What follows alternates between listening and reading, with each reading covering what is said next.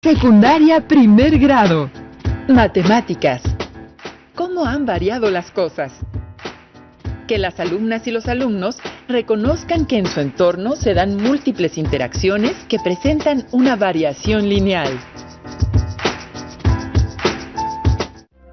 Bienvenidas y bienvenidos a esta sesión de Aprende en Casa, en la cual abordaremos algunos contenidos de matemáticas para el primer grado de secundaria.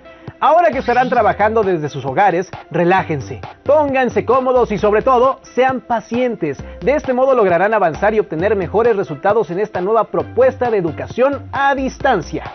Será muy importante que junto con otros integrantes de sus familias realicen los ejercicios y las tareas que se indicarán en los programas que se verán. Así fomentarán el trabajo colaborativo. Cabe resaltar que los contenidos de esta serie buscan fomentar una manera diferente de enseñar. Así, además de aprender cosas útiles para sus vidas diarias, les mantendrán al corriente para su regreso a clases. El primer programa de la asignatura de matemáticas, y el tema de esta sesión es la variación proporcional directa. ¿Sabían que hay muchas acciones y situaciones comunes en la vida diaria que presentan una variación lineal?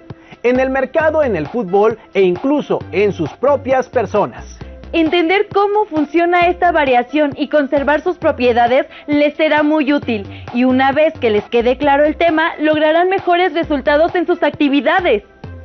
Por ejemplo, al viajar, al ir al gimnasio o al planear sus gastos para la semana, hay valores que aunque cambian, mantienen una relación entre ellos. Para comprender mejor este tema, les invitamos a ver el siguiente video. Tengan a la mano sus útiles para consultarlos en caso necesario o para que tomen apuntes.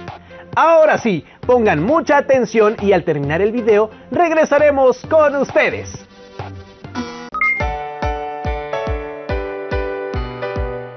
Ya traje las cosas, Emma. Colócalas sobre la mesa, por favor, Mateo. Bueno, solo que tenemos un problema. No me pusiste en la lista las cantidades que necesitábamos de cada ingrediente. Pero podemos poner la cantidad de producto que sea, ¿no? Tal vez sí quede la receta. Aunque para estar más seguros, busquemos un video que nos ayude. Aquí hay uno, mira. Cuando se cocina siguiendo una receta, es necesario conservar la relación entre la cantidad de cada ingrediente que se va a utilizar y el número de porciones o personas para las cuales está contemplada la receta. Por ejemplo, la siguiente receta es de un panqué. Si se quiere hornear un panqué para más o menos personas que tengan las mismas características e igual sabor, es necesario ajustar la cantidad de cada ingrediente de manera que se mantenga la misma proporción que la receta para 12 personas. Por ejemplo, si queremos hacer un panqué para 4 personas, tendremos que ajustar cada ingrediente dividiendo su cantidad entre 3, dado que 4 es la tercera parte de 12. Entonces, la receta para 4 personas es...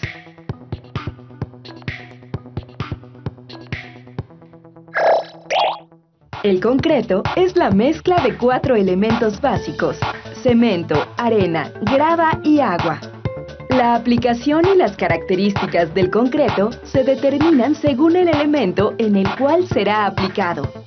Por ejemplo, para preparar 180 litros de concreto para firmes y pisos, se necesitan un bulto de cemento de 50 kilogramos, 6 cubetas de arena de 19 litros, 8 cubetas de grava de 19 litros y 2 cubetas de agua de 19 litros. Para preparar más o menos litros de concreto con las mismas características, es necesario conservar la proporción que existe entre la cantidad total de concreto y los elementos de la mezcla. Por ejemplo, si se quiere preparar el doble de litros de concreto para losas y pisos que el indicado en la tabla, es decir, 360 litros, es necesario duplicar cada cantidad. Entonces, se necesita mezclar 2 bultos de cemento, 12 cubetas de arena, 16 cubetas de grava y 4 cubetas de agua. Pero si solo se necesita preparar 36 litros de concreto para losas y pisos, entonces se debe determinar la relación que hay entre 180 litros y 36 litros. Como 180 entre 5 es 36, solo se requiere preparar la quinta parte de lo que indica la tabla. De cemento se necesita la quinta parte de un bulto, que son 10 kilogramos, porque cada bulto tiene 50 kilogramos. De arena serían 6 quintos, que son 1.2 cubetas, lo cual equivale a un poco más de una cubeta. 8 quintos de grava, que son 1.6 cubetas. Y 2 quintos de agua, que son 0.4, lo cual equivale a un poco menos de media cubeta. Entonces sí necesitamos saber qué cantidad nos falta de cada producto, Mateo. Sí, revisemos los ingredientes que traje para ver qué nos sobra y qué nos falta. De acuerdo. Verás que esta receta nos quedará muy bien. Ya lo estoy saboreando. ¿Qué tal? ¿Les gustó el video? Si alguna vez han hecho un pastel, se habrán dado cuenta de que lo más importante es seguir las instrucciones para que les salga como lo desean, tanto en consistencia como en el punto de horneado, pero sobre todo con el mismo sabor que tenía el pastel que preparó quien escribió la receta original. Bueno, y si nunca han cocinado un pastel, no importa, realmente puede resultar un tanto muy complicado. Sin embargo, seguramente han ayudado a hacer alguna mezcla para construir algo, como en el ejemplo que vieron en la animación. Como sea, lo que deben aprender del video es la importancia de respetar las proporciones. Ya sea que hayan preparado cualquier cosa o no, una vez que comprendan el concepto, descubrirán cuántas aplicaciones tiene en sus vidas. En los ejemplos que vieron seguramente pudieron notar que existía una relación entre las cantidades de los diferentes productos que se emplearon en cada preparación. En estos casos se trató de una variación lineal. Ahora es tiempo de que pasemos al siguiente punto, que es que la variación lineal puede representarse de manera gráfica. Precisamente, el modo más práctico de representar estas variaciones es mediante tablas. Acompáñenos a ver el siguiente video para ejemplificar lo dicho. Recuerden tomar notas de todo aquello que les llame la atención. ¿Todo listo? ¡Corre video!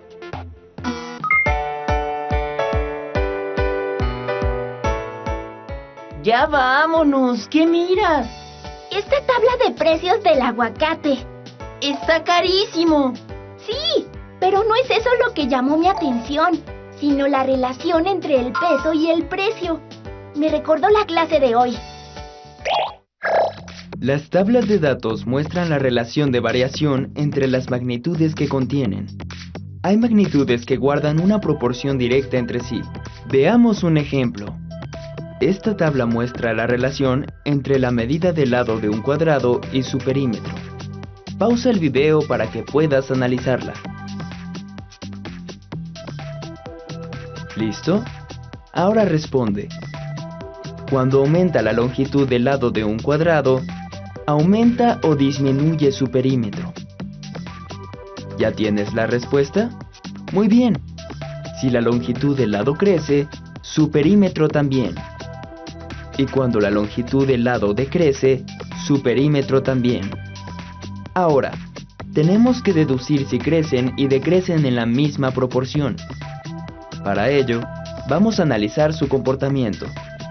Fíjate bien, si la longitud del lado aumenta, por ejemplo, al doble, ¿la longitud de su perímetro también aumenta al doble? Ahora, si la longitud del lado del cuadrado disminuye, por ejemplo, en una tercera parte, ¿su perímetro también disminuye en una tercera parte? Muy bien.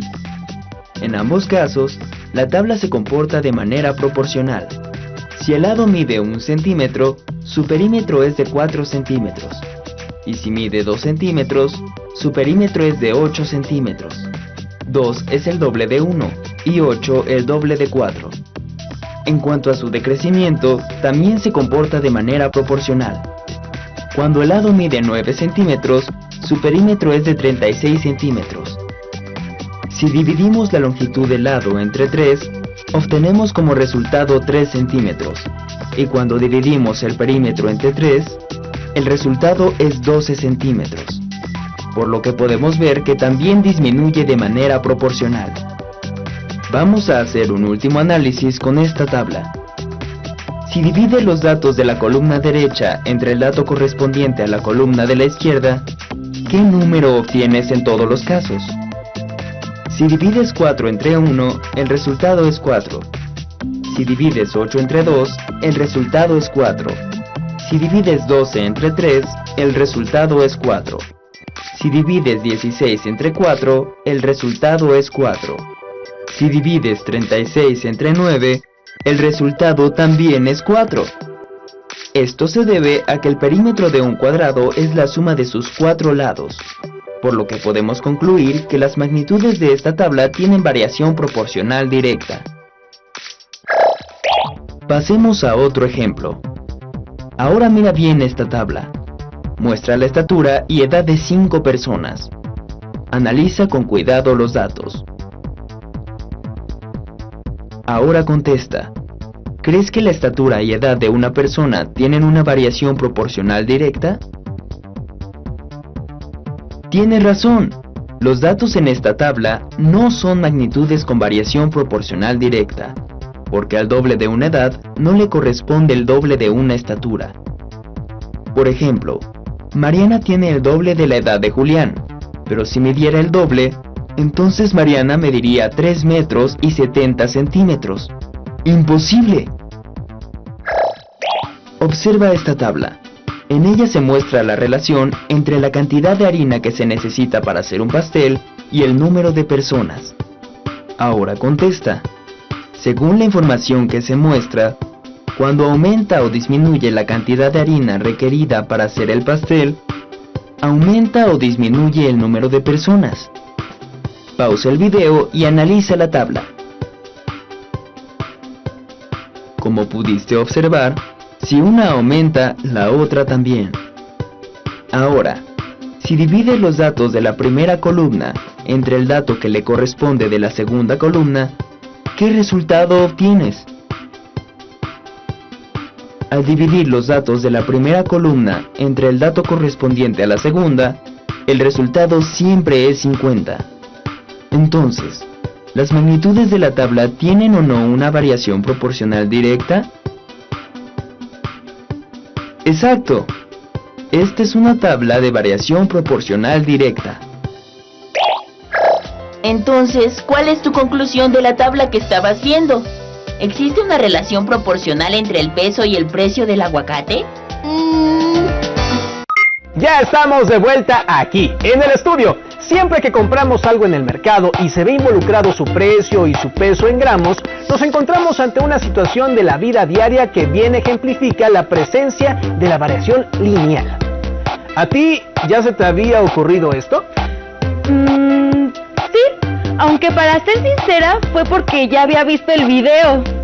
Lo importante es que ustedes comiencen a notar las diferentes situaciones que existen a su alrededor, en las que puede aplicarse y representarse una variación lineal. Exactamente. Al respecto, en el primer video pudieron ver un ejemplo, que fue la preparación de un pastel. Les recomendamos que cuando terminen de ver este programa, observen a su alrededor e identifiquen aquellas situaciones en las que interviene una variación proporcional directa. A mí se me ocurre, por ejemplo, que cuando era niña y estaba en la escuela, mientras más años cumplía, tenía que usar zapatos de una talla más grande. Me gusta ese ejemplo. A mí se me ocurre que mientras más larga es la distancia que tengo que recorrer, más tiempo me toma hacerlo. Platiquen con su familia a ver qué otros ejemplos se les ocurren. Las personas tenemos intereses distintos y se nos pueden ocurrir ejemplos muy diferentes. Del mismo modo, hay también diferentes maneras de representar la variación lineal. En la animación anterior vimos las tablas. Ahora partiremos de ellas para conocer las representaciones algebraicas. Para ello, les invitamos a ver el tercer y último video de este capítulo. Pongan mucha atención. Nos encontramos en 5 minutos. Una variación lineal se puede representar por medio de una tabla o una ecuación, y a partir de una de ellas se puede obtener la otra representación, o viceversa. En la siguiente tabla se muestra la relación entre la cantidad de boletos y sus costos para usar el sistema de transporte metro. Para empezar se necesita una tarjeta que tiene un costo de 10 pesos, la cual sirve para hacer las recargas de los siguientes viajes, considerando que el costo por boleto es de 5 pesos.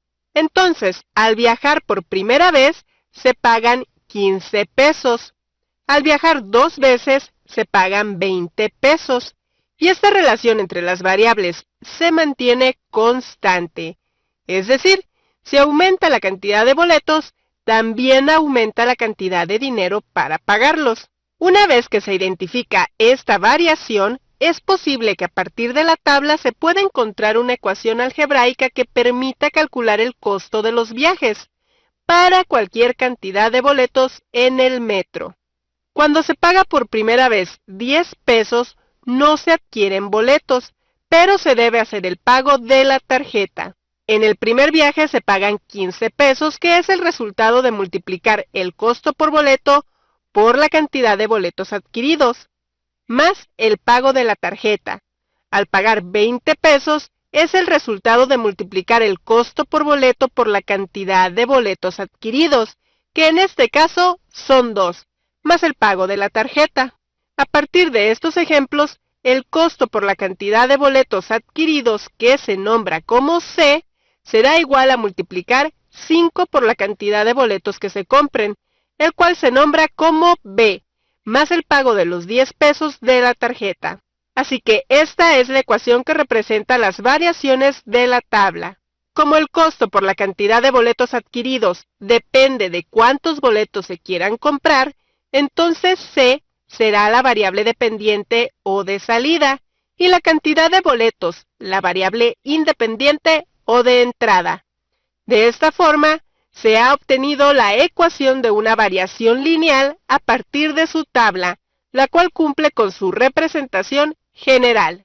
En otro ejemplo, se desea saber cuál de las siguientes ecuaciones corresponde a la siguiente tabla. Se sabe que es una variación lineal, ya que el primer valor de x es igual a 0, y le corresponde 1 de y diferente de 0, y los aumentos entre sus valores son constantes. Un tip para identificar a la ecuación correcta es sustituir el valor de x o variable independiente en la ecuación y verificar que cumpla la igualdad. Al evaluar x igual a 0, se espera que el valor de y sea igual a 10. En la primera ecuación, al sustituir el valor de x igual a 0, da 10 por 0, que es igual a 0, ya que el valor de y es diferente del valor de la tabla, por lo que no es la ecuación correcta. Se sustituye el valor de x en la segunda ecuación, 1/3 por 0 más 10, y al resolver la multiplicación se obtiene 0 más 10. Al hacer la suma, queda y igual a 10, así que esta ecuación sí cumple el valor mostrado en la tabla. Se sustituye el valor de x en la tercera ecuación, que es 3 por 0 más 10 igual a 0 más 10. Así que el valor de y es igual a 10. Esta ecuación también cumple la igualdad. En estos casos se sustituyen otros valores de la tabla para ver si se sigue cumpliendo la igualdad. Por ejemplo, cuando x es igual a 9, en la ecuación de la izquierda dio un resultado de y que es igual a 13, que coincide con los valores de la tabla. Por el contrario, al sustituir el valor de x igual a 9 en la ecuación de la derecha, dio un resultado de y igual a 37. Por lo tanto, se descarta esta ecuación al no cumplir con un valor de la tabla. Tentativamente se sabe que esta es la ecuación que corresponde a la tabla, pero para comprobar que es la ecuación correcta, se deben sustituir los valores restantes de x en la ecuación, y así verificar que cumplen con los valores de y que se tienen en la tabla. De esta manera, se asegura que se tiene la ecuación correcta que representa la relación entre los valores de la tabla. ¿Qué forma de representar la variación les parece más útil para analizar las situaciones en las que ésta se presenta? Con los ejemplos que logren identificar con ayuda de su familia, en los que estén presentes diferentes situaciones de variación, realicen las representaciones algebraicas que correspondan y anótenlas en sus cuadernos. Sí, después guárdenlas en sus carpetas de experiencias. Así, cuando regresen a la escuela con sus maestras o maestros, podrán retomarlas en clase y compartirlas con sus compañeras y compañeros. Además, también podrán reforzar lo que han visto en esta sesión. Bueno, por el momento es todo. Gracias por acompañarnos y recuerden que esperamos contar con su presencia en el siguiente programa. ¡Hasta pronto! Carpeta de experiencias. Matemáticas. ¿Alguna vez han tenido que realizar alguna conversión? ¿Cuál les resulta más sencilla? ¿Qué forma de representar la variación les parece más útil para analizar las situaciones en las que ésta se presenta? En casa, ¿cuáles son las cosas que pueden medir en fracciones y cuáles en decimales? Cuando van al supermercado, ¿buscan las cantidades de lo que van a comprar en fracciones o en decimales? Al hacer carreritas con sus amigos y amigas, ¿echan mano de las fracciones o de los decimales para medir el tiempo? ¿Y con qué se miden los tiempos hechos por los atletas olímpicos en sus respectivas pruebas? ¿Con fracciones o decimales? Realicen las representaciones algebraicas que correspondan y anótenlas en su carpeta de experiencias.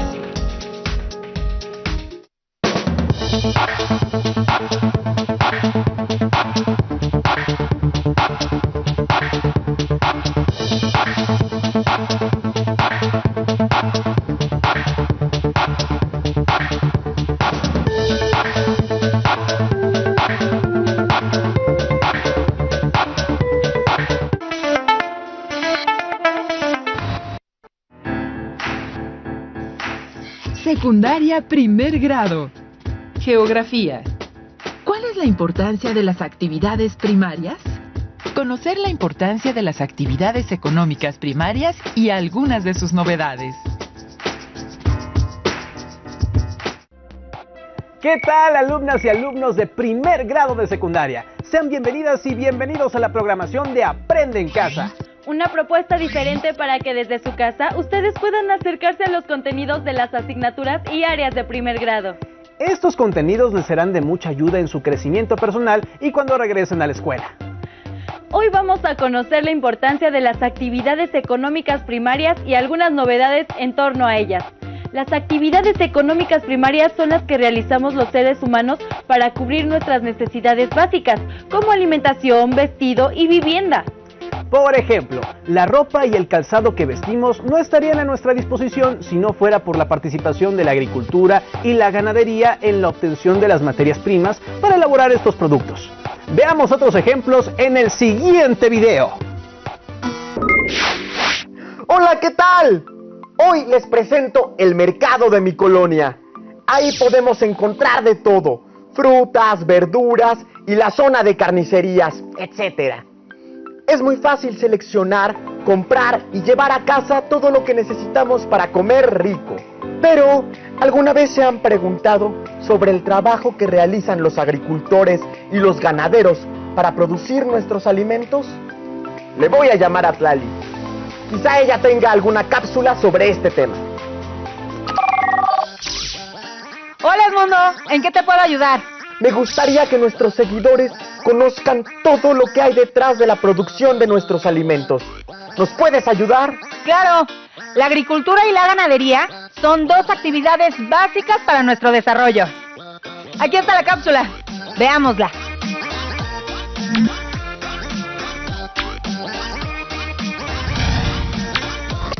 La agricultura es el cultivo de la tierra, mediante diferentes técnicas con la finalidad de obtener alimentos como frutas, verduras, hortalizas y cereales, además de materiales para la industria. Existen diferentes tipos de agricultura. A continuación, se presentan solo 4 de ellos: tradicional o extensiva, intensiva o moderna, industrial y ecológica. La agricultura tradicional o extensiva requiere una gran superficie de terreno para cultivar. Utiliza el abono y la fuerza animal, como el caso de la yunta, y aprovecha la temporada de lluvias para el riego. En tales circunstancias, generalmente, solo se obtiene con ella una cosecha al año, es decir, su producción es baja. De la agricultura intensiva o moderna, proviene la mayor parte de la comida que se produce en el mundo. Se le llama intensiva porque la tierra se cultiva 2 veces al año, en primavera-verano y en otoño-invierno. Emplea agroquímicos, maquinaria y sistemas de riego. Es por esto que su producción es mayor. La agricultura industrial suele ser de monocultivo, es decir, en ella siempre se siembra un mismo producto. Como esto provoca la disminución de la fertilidad de la tierra, se aplican a sus cultivos grandes dosis de agroquímicos como fertilizantes sintéticos, pesticidas y herbicidas, lo cual produce un grave impacto ambiental porque contamina los suelos y el agua subterránea. Además, el uso excesivo de pesticidas afecta a otros seres vivos, como las abejas, cuya población ha disminuido de forma alarmante hoy en día. La agricultura ecológica produce alimentos saludables con alto contenido nutricional y libre de agroquímicos. Contribuye a la protección del ambiente y reduce los costos de producción. No emplea materiales tóxicos para el control de plagas, ni métodos que deterioren el suelo y el ecosistema. Su objetivo es preservar el medio ambiente, mantener o aumentar la fertilidad del suelo y proporcionar alimentos con todas sus propiedades naturales. En general, la agricultura es el recurso más importante con el que los seres humanos cuentan para subsistir. Qué importante es conocer todo esto, porque así podemos tomar conciencia del daño que provoca el tipo de agricultura basada en pesticidas y fertilizantes. Sí, y realmente es posible cambiar a una agricultura sustentable que respete el medio ambiente. Continuemos con la cápsula. La ganadería es el conjunto de técnicas de reproducción, cuidado, alimentación y manejo de animales para la obtención de alimentos y otros productos utilizados en la industria, como piel y plumas. Se clasifica en extensiva, intensiva y trashumante. La ganadería extensiva se realiza en grandes superficies de terreno donde los animales pueden pastar libremente. En la ganadería intensiva se mantiene a los animales encerrados la mayor parte del tiempo, en condiciones controladas. Son alimentados con forrajes enriquecidos con anabólicos y antibióticos para acelerar su crecimiento, y con ello, aumentar de manera artificial la producción de carne, lo que puede afectar la salud de los consumidores.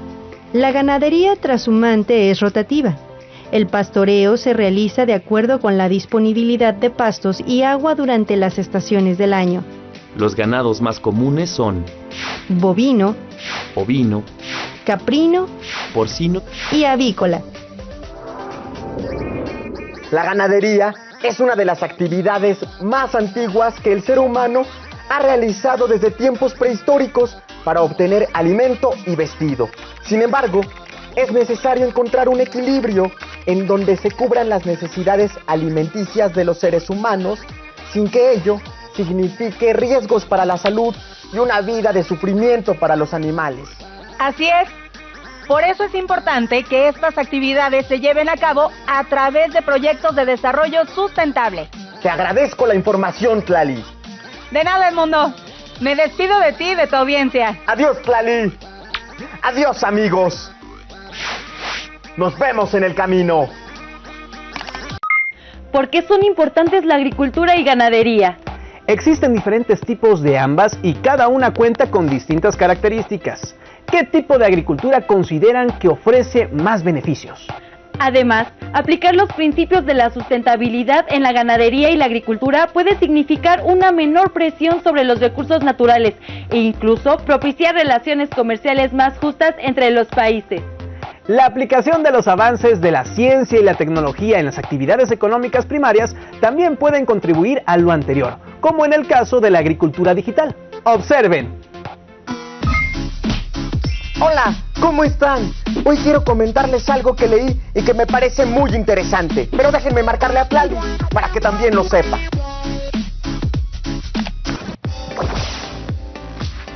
Hola, Edmundo. Hola, Tlali. Oye, acabo de leer una información muy interesante. Escucha. Actualmente, el 40% de los alimentos que consumimos podrían cultivarse en nuestra propia casa, pero solo el 3% de la población urbana cultiva los alimentos que consume. Esta información es parte del estudio del Instituto Tecnológico de Massachusetts, en Estados Unidos. ¿Qué te parece? Muy interesante. De hecho, yo tengo mi pequeño huerto. ¿En serio? Sí, aquí tengo algunas fotos para compartirles. Esto es lo que estoy cultivando desde hace algún tiempo. ¡Qué bien! ¿Y cómo sabes qué cultivar y qué cuidados deben tener esos vegetales? Vi un video sobre la agricultura digital que plantea la posibilidad de mejorar los cultivos en el campo y en la ciudad con el uso de la tecnología. ¿Agricultura digital? ¿Qué es eso? Algo muy interesante. Déjame mostrarles a ti y al público la siguiente cápsula sobre el tema.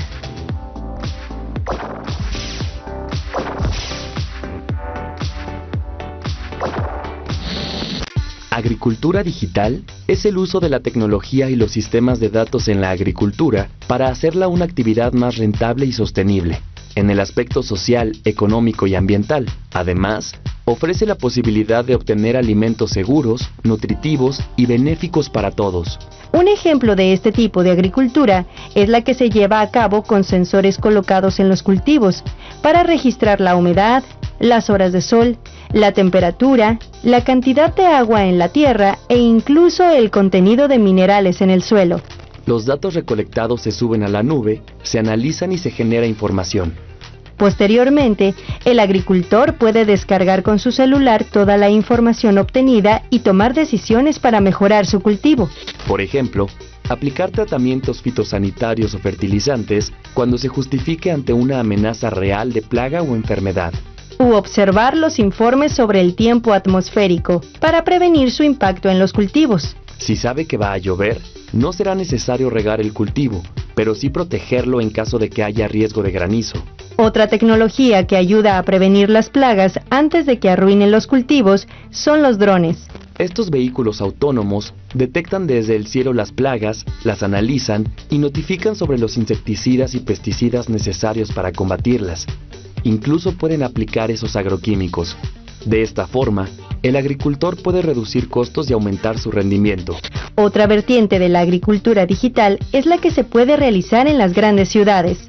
Dentro de cada hogar, es posible iniciar un huerto familiar, con el uso de las nuevas tecnologías que permiten acceder a toda la información necesaria para implementarlo. Las familias que lo llevan a cabo lo hacen por medio de pequeñas plataformas de producción, donde pueden controlar los nutrientes a través del sistema de riego, lo que permite un desarrollo óptimo de las plantas cultivadas. De igual forma, los agricultores urbanos pueden introducir datos en sus dispositivos electrónicos y descargar información con recomendaciones específicas para sus cultivos. El uso de la agricultura digital tiene muchos beneficios. Ayuda a que los agricultores en el campo alcancen su máximo potencial en la producción de alimentos. Asegura la producción de huertos caseros y materias primas de mayor calidad.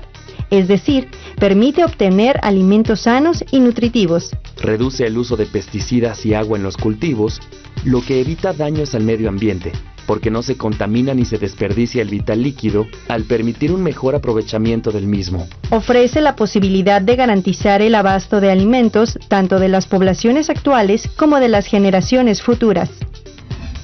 ¿Qué te pareció? ¡Excelente! Voy a cultivar un huerto en mi casa. Utilizaré los recursos que la tecnología me ofrece para hacerlo.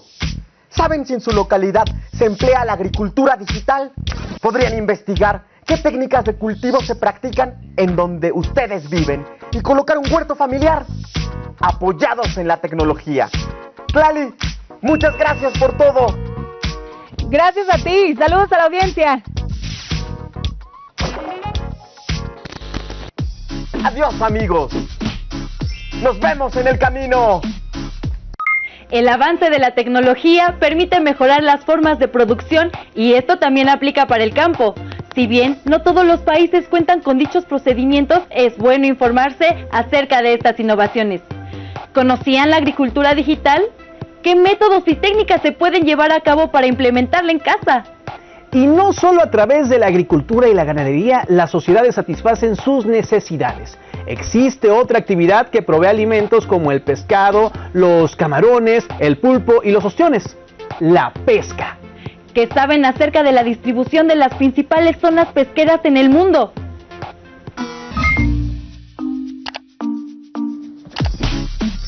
Hola, internautas. ¿Ustedes saben del potencial pesquero de México? Clali, ¿nos podrías platicar de ello? Claro. Los recursos pesqueros son la fauna y otros organismos de las aguas marinas y continentales, que son aprovechados por los seres humanos con fines de consumo, comercialización e industrialización. Veamos la siguiente cápsula.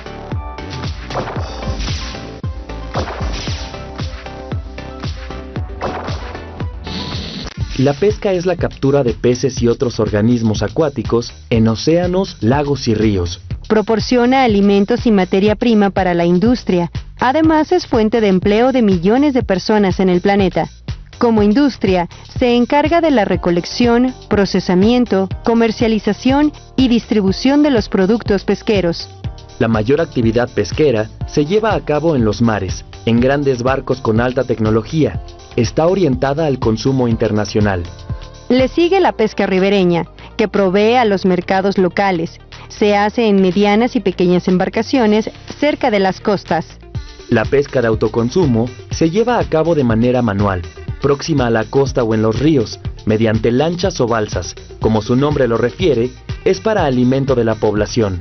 La acuicultura, o cultivo de peces y crustáceos en el mar y agua dulce, representa una alternativa de producción ante el agotamiento de los recursos marinos. Es una forma de reducir la presión sobre la vida silvestre. A través de la acuicultura, México ocupa el 5º lugar a nivel mundial en la producción de mojarra tilapia. En este rubro también destacan países como China, Indonesia, India, Vietnam, Filipinas, Bangladesh, Corea del Sur, Noruega, Chile, Egipto y Japón. Respecto a la pesca de captura marina, sobresalen China, Indonesia, Estados Unidos de América, Federación de Rusia, Japón, Perú, India, Vietnam, Myanmar y Noruega. En este tipo de pesca, México ocupa el lugar 16 a nivel mundial. Su principal región pesquera se encuentra al noroeste. Está conformada por Baja California Sur, Sonora y Sinaloa. En ella se captura atún, calamar, camarón, langosta, lisa, anchoveta, pepino de mar, ostión, mojarra y sardina. No obstante, la pesca en México enfrenta varios problemas, entre ellos el bajo consumo de sus productos por parte de los habitantes debido al desconocimiento del valor alimenticio de las diversas especies, la sobreexplotación, la pesca ilegal, las malas condiciones de trabajo como inseguridad, incertidumbre y falta de garantía socioeconómica, el desplazamiento de comunidades y espacios tradicionales de trabajo en puertos y muelles por megaproyectos de desarrollo turístico, energético e inmobiliario, la contaminación de ríos, lagos, lagunas y mares. Hay que implementar proyectos eficientes para que la pesca se realice con más vigilancia, control y mecanismos de evaluación. ¡Hasta pronto, Edmundo! Adiós, Lali. México debe modernizar y desarrollar el sector pesquero. Con la riqueza de nuestros litorales, podríamos situarnos entre los 10 mayores productores a nivel mundial. ¡Nos vemos en el camino! Los recursos pesqueros tienen un gran potencial para atender las necesidades alimentarias de la creciente población en el mundo. Pero no todos los países que cuentan con la situación geográfica para desarrollar la pesca lo hacen así. ¿Cuál es la razón de que México no destaca a nivel mundial por su producción pesquera? ¿Cuál es la zona del país con mayor producción pesquera y por qué? Las características geográficas de un lugar influyen en el desarrollo de las actividades primarias. Para la agricultura es importante el acceso a fuentes de agua, así como el tipo de suelo y el clima según el producto que quiera cultivarse. La vegetación, la disposición de agua, el tipo de relieve y el clima influyen en la ganadería, y en la pesca intervienen el factor natural de la disposición de litorales. Consulten en compañía de sus familias el tema de las actividades primarias de su libro de texto. Presten atención a la distribución mundial de estas actividades en los mapas correspondientes. Comparen con los mapas de suelo, clima y vegetación según sea el caso, para verificar la información anterior. Recuerden que el trabajo en equipo con sus familias va a enriquecer mucho lo que aprendan en esta lección, y una vez que regresen a clases tendrán mucho que compartir con sus grupos. Sean pacientes entre ustedes para disfrutar al máximo el reto. Los esperamos en el siguiente programa. ¡Hasta pronto! Carpeta de experiencias. Geografía. Primero vamos a responder por qué son importantes la agricultura y ganadería. ¿Conocían la agricultura digital? ¿Qué métodos y técnicas se pueden llevar a cabo para implementarla en casa? ¿Qué saben acerca de la distribución de las principales zonas pesqueras en el mundo? ¿Cuál es la razón de que México no destaque a nivel mundial por su producción pesquera? Y finalmente, ¿cuál es la zona del país con mayor producción pesquera y por qué?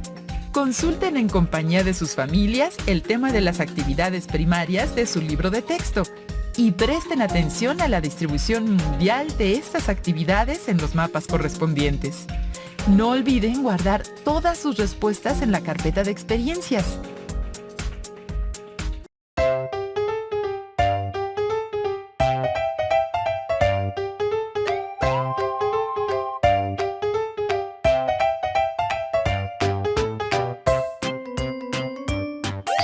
Hola, ¿qué tal? Vamos a ver nuestra pausa activa llamada sílabas con ritmo. Vamos a utilizar los nombres. Si un nombre tiene 3 sílabas, nuestra primera sílaba sería chasquidos. Nuestra segunda sílaba sería palmadas y nuestra tercera sílaba sería palmadas en los muslos. Vamos a poner un ejemplo con mi nombre. Esmeralda. Aquí tengo 4 sílabas. Lo que voy a hacer es repetir la última percusión. Esmeralda. Puedo utilizar el nombre de Pedro. Pedro. Podemos poner ejemplos con animales, frutas o nombres. Lo vamos a hacer con ciudades o estados. Vamos a empezar con Cancún. Cancún. Con Tlaxcala. Tlaxcala. Acapulco. Acapulco. Podemos ver que si son 4 sílabas, repetimos la última 2 veces. Espero que esto les sirva y les pueda ayudar a reforzar sílabas. Secundaria primer grado. Ciencias y tecnología. Biología. ¿Qué tan buena o mala puede ser la manipulación genética? Reflexionar acerca de los beneficios y riesgos de la manipulación genética para vislumbrar sus implicaciones éticas. Bienvenidas y bienvenidos alumnas y alumnos del primer grado de secundaria de la asignatura Ciencias y Tecnología, Biología. Esto es Aprende en Casa, una opción para que estudien desde casa y también una oportunidad para compartir y comentar lo aprendido con sus familiares. El tema de esta sesión es ¿qué tan buena o mala puede ser la manipulación genética? La manipulación genética de plantas y animales empezó desde que pasamos de la recolección y la caza a la sociedad agrícola. Es en los últimos años cuando la comunidad científica ha podido tomar genes de una especie y los ha puesto en otra. ¿Qué oportunidades y retos abre esto? Veamos el siguiente video.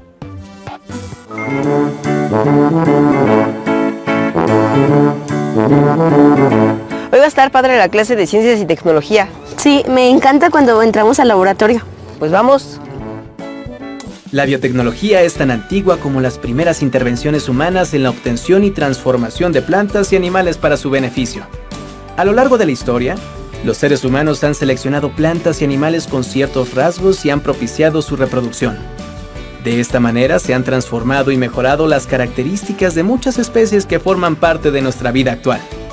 También es biotecnología el conocimiento ancestral sobre la producción de quesos, panes y bebidas alcohólicas, que se obtienen a través de la fermentación de leche o frutas.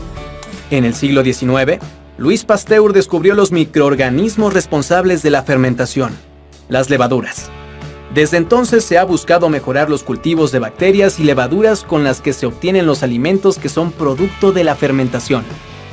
El desarrollo de la biotecnología médica dio un gran salto cuando Alexander Fleming descubrió que el hongo Penicillium impedía la reproducción de bacterias en una caja de cultivo, actuando como antibiótico. Posteriormente se aisló y purificó la sustancia producida por el hongo, y desde entonces se utiliza para tratar infecciones causadas por bacterias. Actualmente se producen antibióticos específicos y muy eficaces para el tratamiento de múltiples infecciones. La época moderna de la biotecnología está asociada al descubrimiento de la estructura del ADN, los genes y el código genético. Los avances actuales de la biotecnología basada en la manipulación genética han permitido el desarrollo de áreas como la salud y la medicina, la producción agrícola y ganadera, la industria alimentaria, así como la búsqueda de soluciones a la contaminación ambiental. A partir de estos avances, se han desarrollado plantas y microorganismos transgénicos con los que se producen vacunas y medicamentos que permiten prevenir y curar múltiples enfermedades. Incluso es posible insertar genes que permitan revertir el desarrollo de enfermedades genéticas. La biotecnología médica es uno de los campos de mayor investigación en el mundo, incluido nuestro país. Entre las aplicaciones de la biotecnología moderna, se pueden mencionar plantas capaces de resistir condiciones climáticas extremas, las que producen frutos que se mantienen frescos durante largos periodos, unas más que generan sus propios insecticidas y otras que contienen una mayor cantidad de proteínas o vitaminas necesarias para la salud humana. También se han producido bacterias que ingieren y transforman materiales normalmente no biodegradables, como plásticos y petróleo.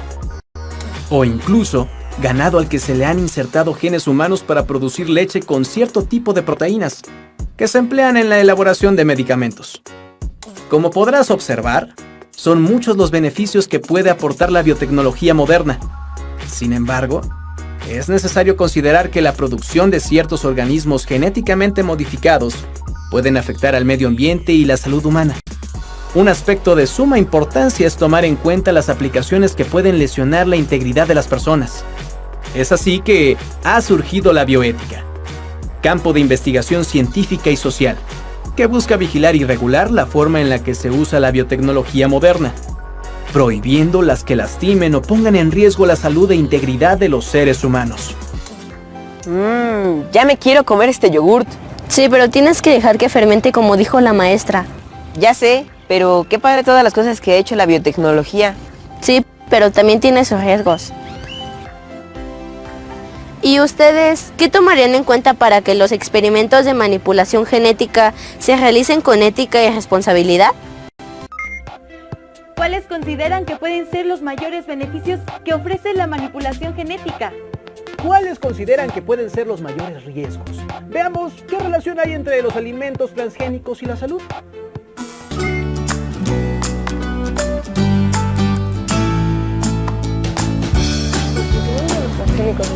Ya está, Rebe. Apúrate. ¿Hiciste la tarea? Sí, leí en internet sobre los transgénicos y anoté algunas cosas en mi cuaderno. A mí me impresionó mucho lo que investigué ayer. Con las recientes investigaciones sobre el ADN y los genes, se ha logrado descifrar gran parte del código genético de muchas especies de seres vivos, incluido el del ser humano. Se sabe qué características codifican determinados genes y se reconoce su localización en la cadena de ADN. Con este conocimiento, se ha logrado modificar las características naturales de algunos organismos. Por ejemplo, se obtienen plantas más resistentes a sequías o ataques de plagas, ganado que produce una mayor cantidad de leche o carne, y también microorganismos que segregan sustancias muy parecidas a las que se producen en las células humanas, las cuales se utilizan en medicamentos. Los científicos especializados en ingeniería genética utilizan métodos para obtener organismos transgénicos, también llamados OGM u organismos genéticamente modificados. Uno de estos procedimientos consiste en trasladar una parte de la cadena de ADN de un organismo, la cual determina ciertas características al núcleo de otro organismo de otra especie, cambiando su constitución genética y modificando así algunas de sus características de especie. Eventualmente, estas nuevas características podrán ser heredadas a sus descendientes. Mediante la manipulación genética, se han obtenido bacterias capaces de producir insulina, hormona cuya falta en el organismo humano es causante de diabetes. La insulina que producen es similar a la humana y su producción es relativamente económica.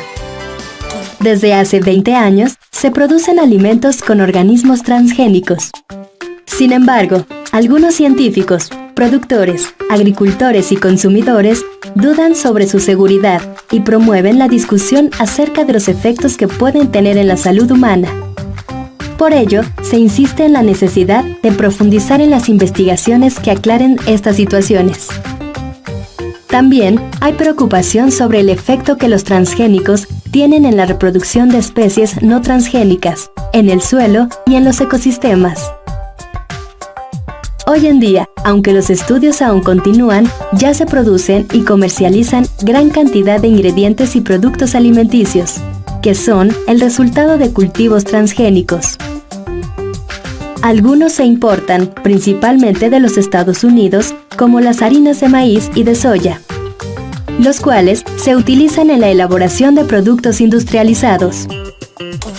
Con maíz transgénico se elaboran tortillas y tostadas de paquete, aceites, frituras y cereales de caja. La soya transgénica es el alimento más difundido y utilizado en la elaboración de muchos productos, como bebidas, aceites, chocolates, fórmulas sustitutas de leche materna, alimentos procesados para niños, sopas, pan, cereales, entre muchos otros. En la mayor parte de esos productos también se ha encontrado un herbicida llamado glifosato, que es utilizado en todos los cultivos de organismos genéticamente modificados y que puede afectar la salud humana.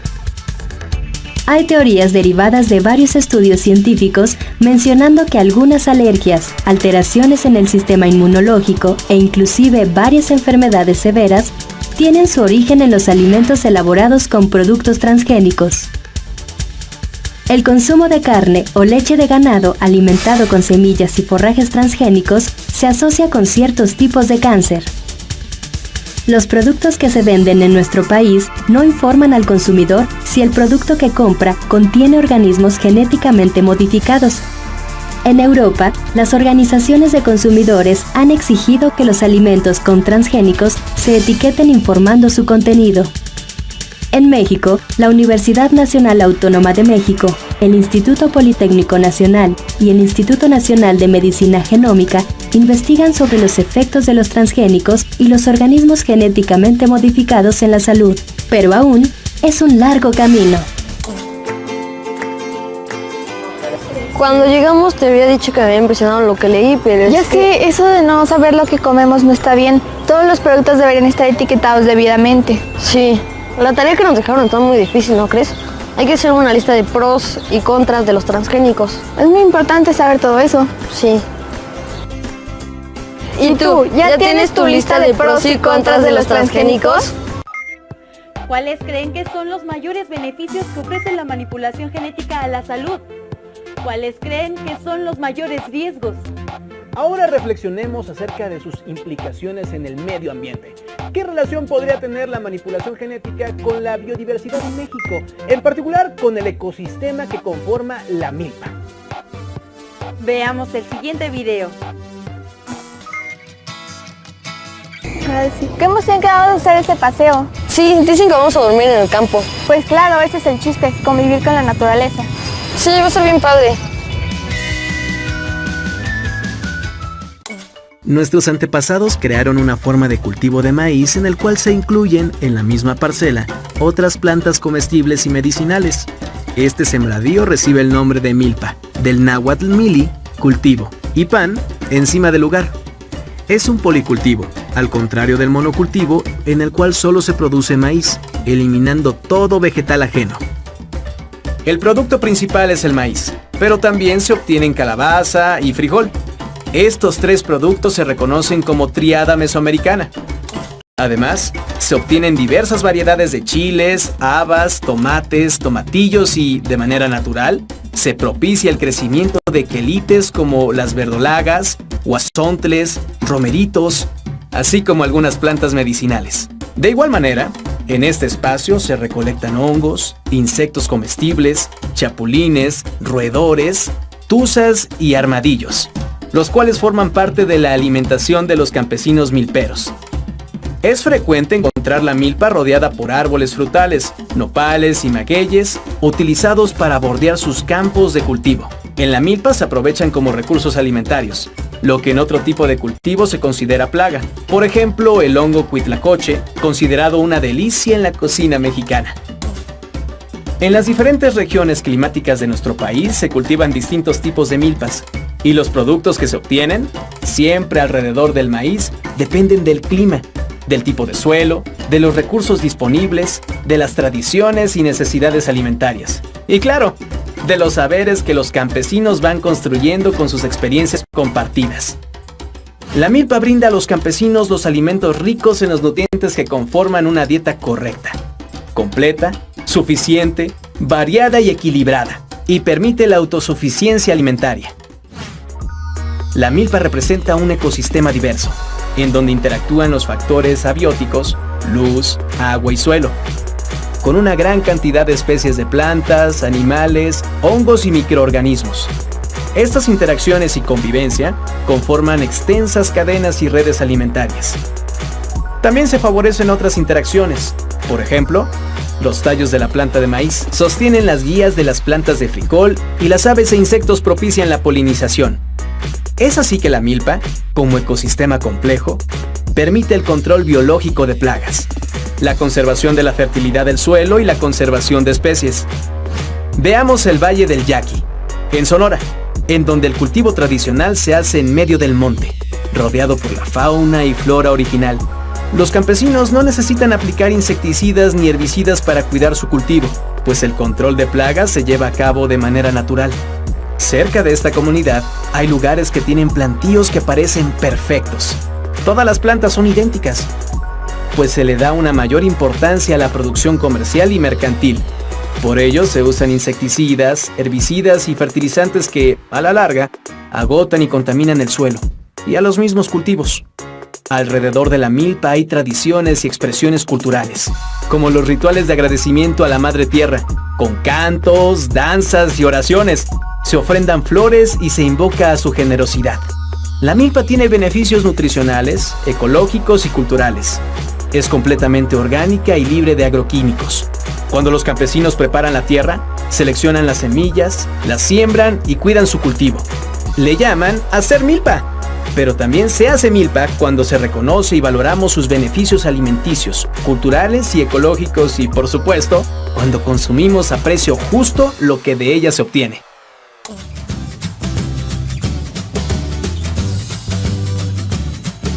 No le dices hola, me llamo Fred. Pues no.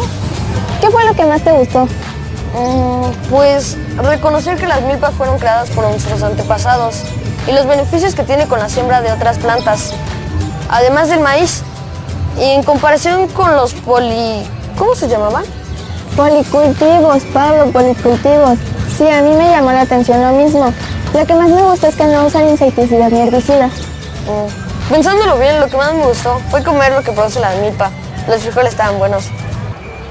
Si en tu comunidad hay milpas, valóralas. Te proporcionan lo que necesitas para una alimentación correcta. Por milenios las comunidades han creado y compartido miles de variedades de maíz. Uno de los riesgos es que las plantas que nunca habían existido ahora desplacen a plantas autóctonas como el maíz.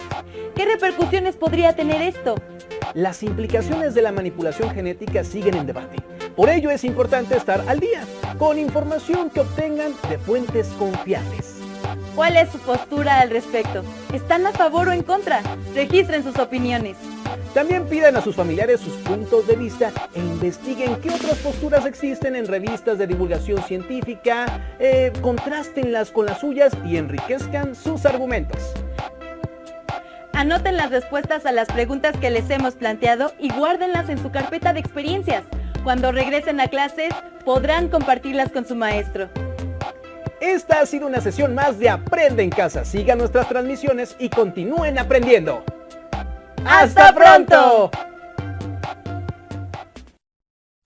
Carpeta de experiencias. Ciencias y tecnología. Biología. ¿Cuáles consideran que pueden ser los mayores beneficios que ofrece la manipulación genética? ¿Cuáles creen que son los mayores beneficios que ofrece la manipulación genética a la salud? ¿Qué relación podría tener la manipulación genética con la biodiversidad en México, en particular con el ecosistema que conforma la milpa? ¿Qué repercusiones podría tener esto? ¿Cuál es su postura al respecto? ¿Están a favor o en contra? ¿Ya tienen todas las preguntas? Si es así, pidan a sus familiares sus puntos de vista e investiguen otras posturas, y no olviden guardarlas en su carpeta de experiencias.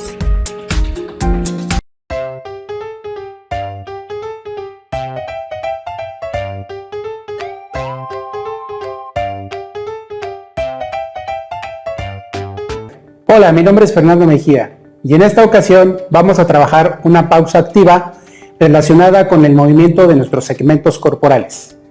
Vamos a empezar con movimiento de cabeza. Posición inicial, sentado en su banca. Vamos a iniciar al frente.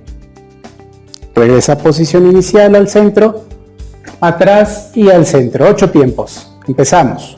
1, 3, 4, 5, 6, 7 y 8.